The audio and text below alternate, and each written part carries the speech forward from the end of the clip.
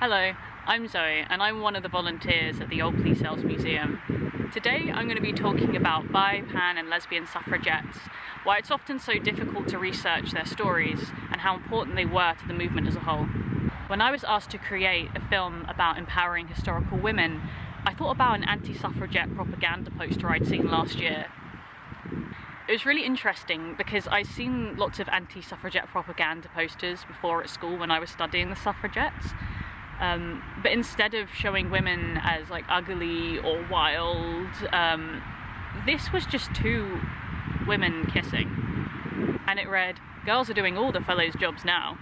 And so in this film I wanted to take this propaganda poster that was trying to paint queerness as negative and instead reclaim it and use it as a kind of springboard to explore the possibility of queer women being a huge part of the suffragette movement.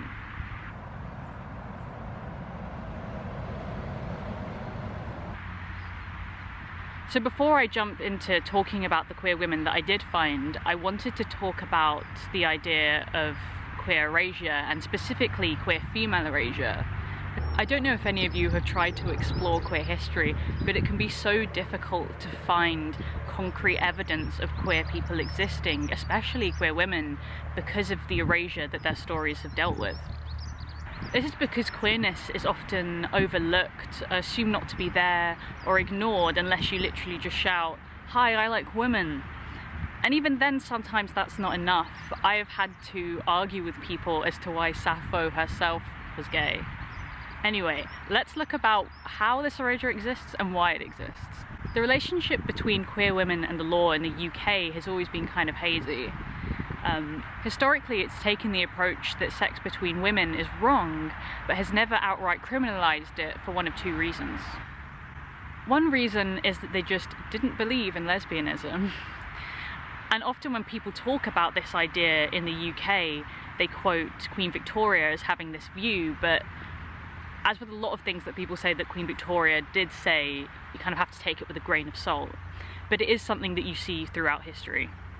The other of the two reasons is because sometimes people thought that women didn't know what lesbianism was, and that if they did put it into law, it would broadcast the fact that it existed, and then loads of women would just go for it. In 1921, they tried to extend the criminality of gay relationships to women, but then you had people like the Earl of Desart saying, "You're going to tell the whole world that there is such an offence, to bring it to the notice of women who have never heard of it, never thought of it, never dreamed of it." And so you have these two camps. You have the people who think it's unspeakable and women would never do it and it's not a thing, and you have the other people who know that it's definitely a thing and don't want to tell people it's a thing in case they do the thing. Either way, relationships between women were not respected and were not talked about, at least publicly. Later, as being gay as a man became decriminalised, more queer women could speak up about their experiences. But a lot of that happened over the last 50 years, with gay marriage only being legalised in 2013, which comes like 100 years after the women that we're going to be talking about here, who fought for women's suffrage in the 1910s. So we've always had this kind of hush-hush culture around queer female sexuality, because on the one hand it's never been illegal, but on the other you haven't been able to talk about it publicly.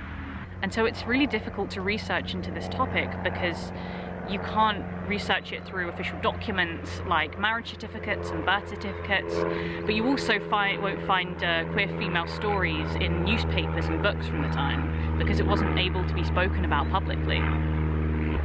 Though there are other types of document that we can use to research these stories. For example, you have personal diaries, which are often coded and can tell queer female stories. For example, the one that inspired the BBC drama Gentleman Jack. And sometimes you find phrases used in literature and in articles that do hint at queerness. Like in the 18th century, often there was this thing called romantic friendships that women would have, and you could often have two women living together their whole lives without any questions asked. Because rarely anyone outright says what's going on between certain women that seem to be having a relationship, it's really frustrating and really difficult to find anything concrete. So what we have to do is look for those euphemisms, look for those ambiguities, and look in those personal documents like diaries and like letters to friends. Representation is really important, and though it can be really frustrating to pull at these little threads to try and find what's going on underneath, the alternative is just that we assume everyone's straight, which we know that they're not. And so, though sometimes it can be so frustrating to go through all these things, it is really worth it. So that's the context that we have surrounding talking about queer female suffragettes and why often it's so frustrating and difficult to find concrete evidence of certain people being queer. But I do actually have quite a lot of evidence for it. So before we start talking about these women, I really wanted to give a quote from Hilary Collum, a writer, playwright and lesbian historian, who said, "As someone who was very active in the second wave of feminism in the 70s, it was full of lesbians. Why on earth would the first wave of feminism been so much different?"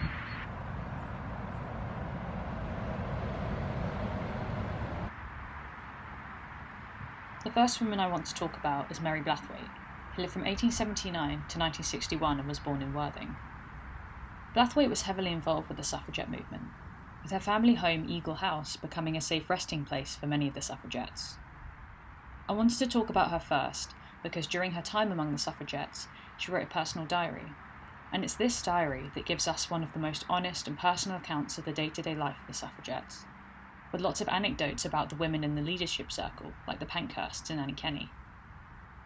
In this photo, you can see Annie Kenney on the left, Mary Blathway in the middle, and Emmeline Pankhurst on the right, planting trees at Eagle House. In these accounts of travelling around the country and of recuperating at Eagle House, Mary Blathway not only gives us evidence that the people around her were queer, but also that she might be. I don't want to spoil too much of what's coming up, but we see Mary writing that she shared a bed with Annie Kenney, and then later she writes that she's no longer there and starts giving an account, quite bluntly, of who is sleeping with Annie Kenney each night.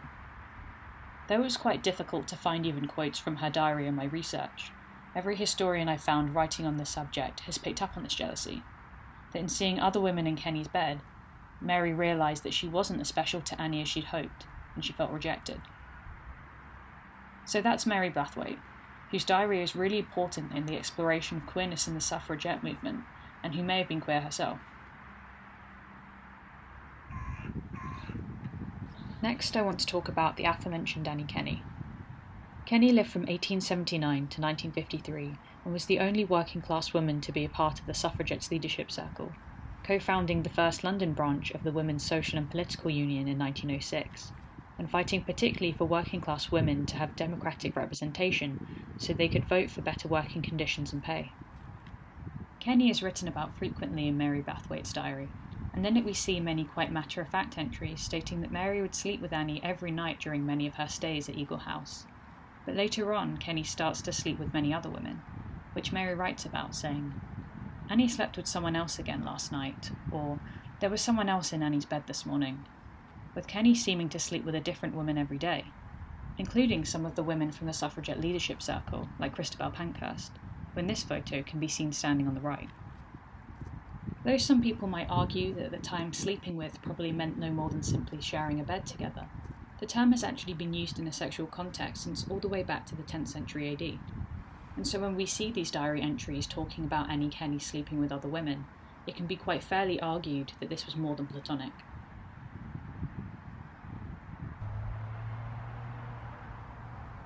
Now we're going to talk about a woman who had no ambiguity surrounding her queerness, Dame Ethel Smyth. Smyth lived from 1858 to 1944 and was a classical composer along with women's rights activists, seen in this photo conducting an orchestra. In her lifetime, she wrote operas such as The Wreckers and Der Wald, various concertos, symphonies and masses, and most importantly to this film, in 1911 she wrote the anthem for the suffragettes, which was called The March of the Women. Though Smyth didn't just write music for the suffragettes, she also took part in their often dangerous activism. In 1912, when she was arrested and sent to Holloway Prison for being part of a group throwing stones into windows of the houses of politicians who refused to give them the vote. She reportedly used her toothbrush to conduct a sing-along of the March of the Women with her fellow activists, including Emmeline Pankhurst, to keep up everyone's spirits. Ethel Smyth was without question a queer woman. In 1892, in a letter to a male friend, she wrote, "I wonder why it's so much easier for me to love my own sex more passionately than yours." In 1921, Smyth wrote a memoir in which she was quite boldly open about her love of and affairs with various women, including Virginia Woolf. The pair can both be seen in this photo, with Woolf on the left and Smyth on the right. And in 1934, in another book called Female Pipings in Eden, Smyth not only hints that her and Emmeline Pankhurst were lovers, but also suggests that there was a rift formed between the elder Pankhurst and her daughter Sylvia, because Sylvia had male lovers and, she writes, will never be an Amazon. In this photo, you can see Emmeline Pankhurst sitting on Smyth's knee as she's being arrested at Smyth's home in Woking. Dame Ethel Smyth was an important activist in the fight for women's suffrage, taking part in some of the more dangerous acts of protest and writing their anthem. And she was queer, and most probably having affairs with other women in the suffragette leadership circle, along with other feminists of her time.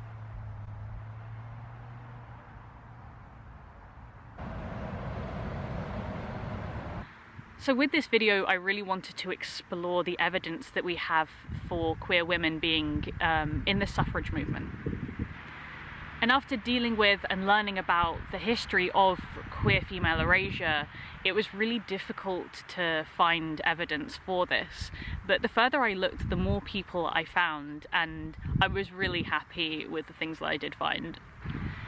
The women that I have talked about have been in and around the leadership circle. They've been the women that we know the most about. We've got mountains of information on them. You know, we've got their personal letters, sometimes we've got their diaries, we've got lots of photos.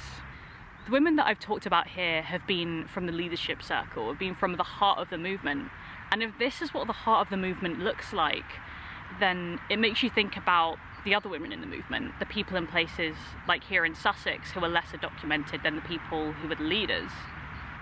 And it makes me wonder things like, could the movement for women's suffrage have been a safe space for queer women as a whole?